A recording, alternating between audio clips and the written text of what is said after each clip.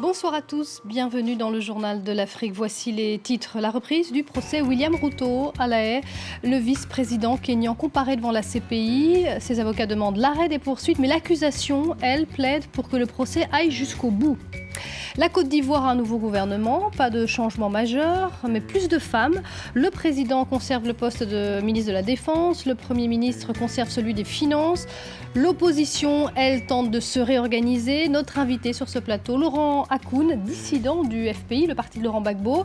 C'est son premier déplacement à l'étranger après 2 ans d'interdiction de sortie du territoire. Et puis nous irons au Malawi découvrir un groupe hors du commun, nominé aux prestigieux Grammy Awards, les Oscars de la musique, hors du commun puisqu'il s'agit de détenus de la prison de Zomba. Leur opus figure dans la catégorie des meilleurs albums de musique du monde. L'affaire du vice-président du Kenya est à nouveau devant la Cour pénale internationale. Depuis ce mardi matin, il est poursuivi pour meurtre, persécution et déportation durant les violences post-électorales de 2007-2008. Ses avocats plaident pour l'abandon des poursuites, comme cela avait été le cas pour le chef de l'État, Uhuru Kenyatta. Mais l'accusation, elle, réclame bien sûr la poursuite de ce procès. Le récit de Nicolas Germain. Première audience publique dans les nouveaux locaux permanents de la CPI à La Haye. Le vice-président kényan William Ruto et le présentateur de radio Joshua Arap-Sang sont poursuivis pour crimes contre l'humanité lors des violences qui ont suivi l'élection de 2007. Leurs avocats demandent l'abandon des poursuites, de nombreuses personnes ayant notamment refusé de témoigner. Mais le procureur affirme lui que les témoignages qu'il a sont accablants. Il en cite certains. On entend un homme dire qu'il faut être préparé, qu'il faut réclamer ses droits. Et le témoin interprète cela comme une préparation à la guerre. Il dit qu'il faut attendre l'ordre du chef.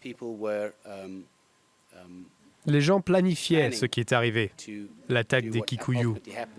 Mais ils attendaient l'ordre de, selon nous, M. Ruto. Les avocats de William Ruto plaideront ce mercredi. Les juges devraient ensuite se prononcer dans plusieurs semaines. En décembre 2014, la procureure de la CPI, Fatou Bensouda, avait abandonné les poursuites contre le président kényan Uhuru Kenyatta. Lui aussi était accusé de crimes contre l'humanité lors des violences post-électorales.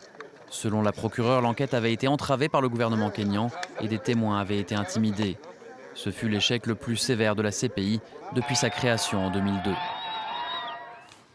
Au Burundi, le verdict dans le procès des 28 policiers militaires accusés d'un putsch manqué en mai dernier sera rendu ce jeudi. C'est ce qu'a annoncé le ministère de la Justice.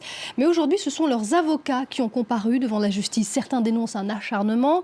On leur reproche leur absence lors d'une audience en décembre dernier. Écoutez ce que la défense a répondu. On écoutera tout à l'heure. Le Burundi qui inquiète la communauté internationale et l'ONU en particulier. Un mémorandum censé rester confidentiel a été rendu public. On va en parler tout de suite avec notre correspondant Emmanuel Saint-Martin en direct de New York. Emmanuel, il s'agit d'un document rédigé par Hervé Lassous, au ton plutôt alarmant. Qu'est-ce qu'il faut en retenir ?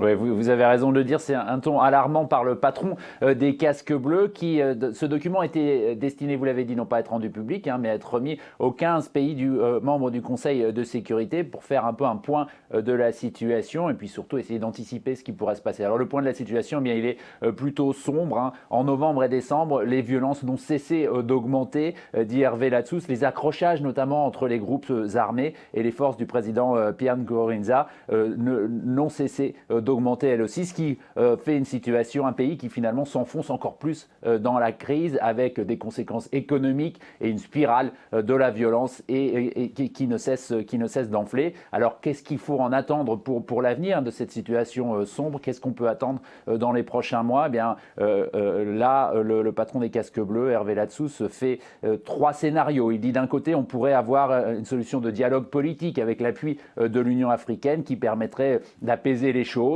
un règlement progressif du conflit en cours depuis plusieurs mois maintenant, ou alors évidemment 2 situations, 2 scénarios qui seraient beaucoup plus catastrophiques, avec d'un côté la guerre civile à court ou à moyen terme, et puis jusqu'à une possibilité de génocide. Le mot est employé dans ce mémorandum par Hervé Lassous. Alors évidemment, dans ces 2 cas-là, la question qui se posera très rapidement, et c'est pour ça évidemment que ce mémorandum avait été fait, c'est de savoir si on sera en mesure d'envoyer des casques bleus des Nations Unies. Bien, il le dit très directement, il n'y aura pas d'utilisation des casques bleus possible s'il n'y a pas soutien des membres des Nations Unies et puis aussi acceptation par les autorités locales, évidemment. Merci beaucoup pour ces précisions. Emmanuel Saint-Martin en direct de New York. La Côte d'Ivoire a un nouveau gouvernement, 36 membres, mais pas de changement majeur. Le chef de l'État conserve le poste clé de la Défense. Le Premier ministre Daniel Kablan-Duncan, celui des Finances. Ahmed Bakayoko reste ministre de l'Intérieur. Changement toutefois aux Affaires étrangères. Charles Kofi Dibi laisse la place à Albert Ouakheuse Mabry. Et puis, on voit aussi l'arrivée à la justice de Samson Kambilé. Pas de bouleversement, mais comme l'avait demandé le président ivoirien, il y a un peu plus de femmes. Écoutez le Premier ministre. Nous avons 9 personnalités qui entrent, dont 4 femmes. Ainsi, donc, le nombre de femmes dans le gouvernement passe donc de 5 à 9, soit donc le quart du gouvernement, puisque nous sommes 36, comme vous allez donc noter. L'objectif de ce gouvernement, c'est un gouvernement de mission et de combat. Il faut faire en sorte que nous réalisons rapidement les instructions données par le président de la République et les engagements qu'il a pris devant la nation ivoirienne, de faire en sorte que ce pays devienne un pays émergent en 2020. La Côte d'Ivoire, on continue à en parler avec notre invité Laurent Hakoun. Bonsoir. Bonsoir, madame. Vous êtes du FPI, le Front populaire ivoirien, le parti de Laurent Gbagbo. Vous êtes un ancien secrétaire général et vous êtes désormais l'un des leaders de la dissidence au sein du FPI, puisque c'est Pascal Affi-N'Guessan, en dispute avec votre camp, qui est à la tête de ce parti officiellement. C'est lui qui était candidat lors de la dernière présidentielle. Alors après 2 ans d'interdiction de sortie du territoire, vous avez pu quitter la Côte d'Ivoire. C'est votre première visite à l'étranger. À quoi était destinée cette visite ? D'abord, merci. Nous sommes venus pour rassurer nos militants que M. Pascal Affi-N'Guessan est effectivement président de par la justice du Front populaire ivoirien. C'est ce qui explique sa candidature. Mais si nous nous référons aux tests qui régissent notre parti et tests dans lesquels les mécanismes de règlement de nos conflits sont inscrits, nous n'avons jamais fait appel à la justice tout au long de ces 25 années qui ont caractérisé notre existence en tant que formation politique, mais surtout en tant qu'aujourd'hui parti qui a gouverné la Côte d'Ivoire. Mais parlons aussi de l'avenir maintenant, Monsieur Laurent Hakoun. Comment vous allez réorganiser ce parti, un parti déchiré qui a été laminé lors de la dernière présidentielle, hein, on l'a vu avec le faible résultat, en dessous des 10% pour Pascal Affi-N'Guessan. Comment vous allez réorganiser ce parti pour qu'il ait un avenir en Côte d'Ivoire ? Premièrement, nous avons fait, notre bilan. Et le premier bilan est dégager des perspectives. Le premier bilan, c'est de faire qu'aujourd'hui, plus que demain, nous devons mettre l'accent sur nos propres structures, faire en sorte qu'aucune pratique autocratique ne s'instaure pour que quelqu'un puisse faire, quel que soit ce qu'il est, une OPA sur la direction du parti, au nom du principe de la collégialité. Deuxièmement, donc, restructurer. Deuxièmement, il nous faut rassembler les Ivoiriens. Nous seuls ne pourrons pas inverser le cours des événements dans notre pays. Et enfin, il nous faut regarder toutes nos relations internationales, en particulier avec les socialistes qui ont été nos compagnons. Un mot sur le procès de Laurent Gbagbo qui va débuter le 28 janvier prochain. Est-ce que vous l'avez rencontré lors de cette visite à l'étranger ? C'est incessamment. Parce que le greffe de la Cour pénale internationale qui règle ces questions-là a été saisi d'une demande, la mienne, pour rencontrer notre chef. Vous lui avez parlé, dans quel état d'esprit il est avant le début de ce procès ? Vous savez, l'adjectif serein a tellement été utilisé, mais par commodité de langage, je dirais qu'il est comme toujours serein. Il est serein parce que le bon droit indique que Laurent Gbagbo est injustement détenu à la Cour pénale internationale et pour cela, nous pensons non seulement qu'il est serein, mais nous espérons. Et ce n'est pas seulement l'espoir, c'est une espérance véritablement, c'est-à-dire qu'il va sortir incessamment. Un dernier mot sur le nouveau mandat que vient d'entamer le président Ouattara. Il l'a entamé en annonçant la libération de 3000 détenus. Notamment, ça concerne des détenus sans doute issus de votre mouvement, de votre camp. Est-ce que vous avez salué cette décision ? Mais ce que nous avions attendu de M. Ouattara, c'est effectivement que pour la réconciliation. Politiquement, il fallait libérer. Mais nous n'avons pas pu, parce que les 3100, c'est pas tout à fait clair le dossier.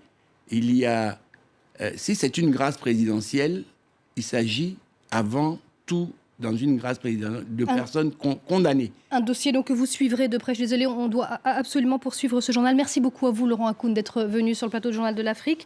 On va passer au Malawi avec ce groupe hors du commun. L'un a été condamné pour meurtre, l'autre pour vol, un troisième est gardien de prison. Ils forment le Zomba Prison Project, un groupe de musique qui crée la surprise en étant sélectionné pour le prestigieux Grammy Awards. Reportage.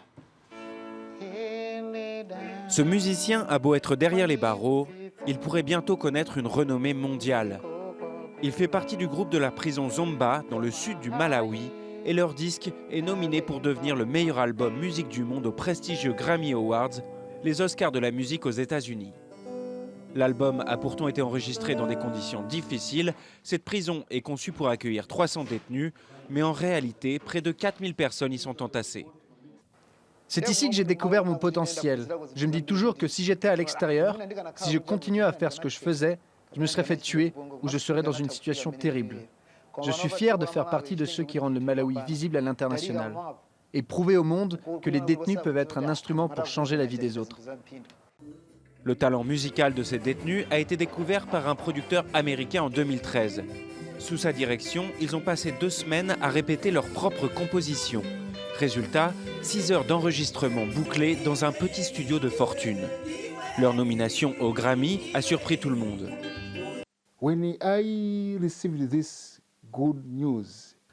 Quand j'ai reçu cette bonne nouvelle, j'ai demandé « C'est quoi un Grammy ?» Puis juste après mon déjeuner, j'ai annoncé la nouvelle au groupe. Ils étaient surpris. Nous, les Grammy? Je suis très content. Et cela a encouragé d'autres prisonniers. Face à eux, des artistes de renom, comme le Brésilien Gilberto Gil ou les Sud-Africains de Ladysmith Black Mambazo. Hélas, aucun membre du Zomba Prison Project ne pourra se rendre à la cérémonie de remise des prix à Los Angeles en février. En revanche, leur premier album, I Have No Everything Here, littéralement « Je n'ai pas tout ici », trouvera certainement un écho dans le monde entier. Mais les Grammy Awards, ce sera donc le 15 février prochain. Merci de nous avoir suivis. Restez avec nous, l'info continue tout de suite sur France 24.